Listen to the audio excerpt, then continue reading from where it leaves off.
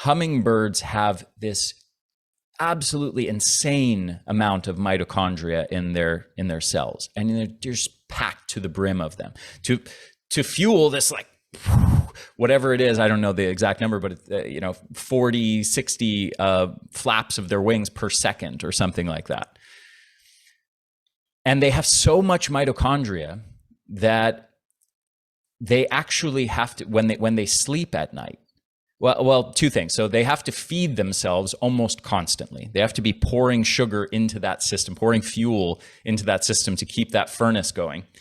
And then at night, in order to just survive the nighttime period of several hours without consuming food, they have to go into this crazy state, almost like this hibernation state, where they slow down their physiology dramatically, and they turn down their body temperature massively, and they go into this state it's much deeper than sleep. It's like almost the body turning off completely. And they have to do that just to survive 6 or 8 hours without consuming food, because their body burns through so much fuel that they'd literally starve to death if they kept that furnace going. Amazing. So those mitochondria are actually, from a survival perspective, this a massive liability. Yes. So humans, the human species, has a certain number of mitochondria that we've been programmed with that is optimized not for having the energy of a hummingbird, but optimized for survival given the kinds of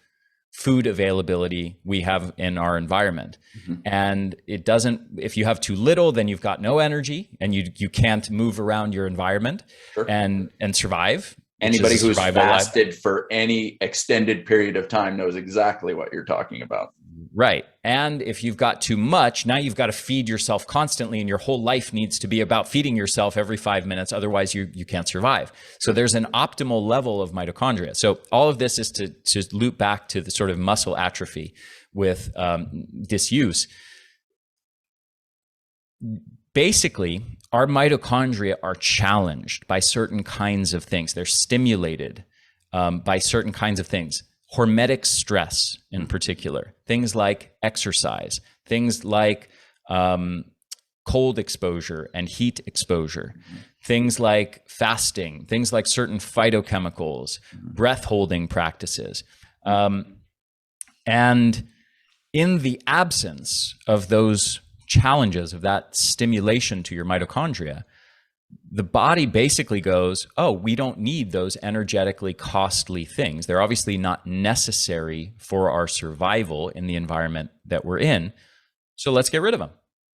And the exact process of muscle atrophy that happens when you have a cast, when you're not stimulating and challenging those muscle fibers, is exactly the same thing that happens internally in your cells at the mitochondrial level when you are not challenging your mitochondria.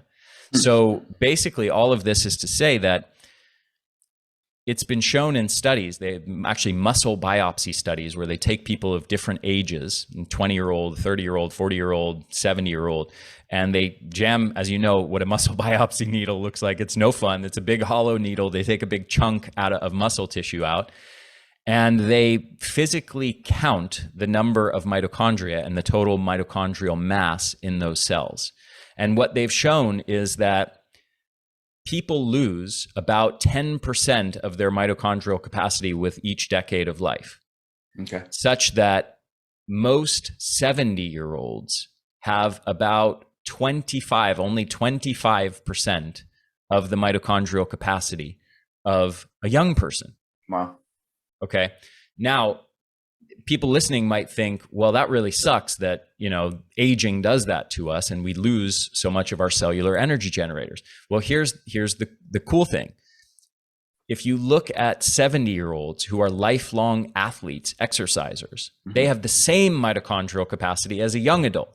Wow. So what that means is that this loss of mitochondrial capacity is not just a normal function of aging. Sure. It is actually a function of lack of hormetic stress in our lifestyle. If you enjoyed this short clip and you want to get deeper into the science of energy production, you've got to see the full interview that I did with my brother Ari Whitten. I'm going to put a link for that here and another in the description down below.